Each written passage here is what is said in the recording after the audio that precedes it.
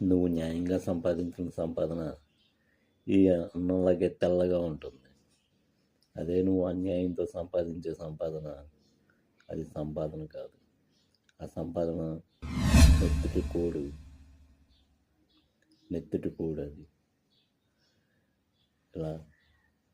ఇలాంటి నెత్తుటి కూడు సంపాదించి ఎవరు ప్రశాంతంగా ఉండలేరు, ఎవరు పైకి రాలేరు.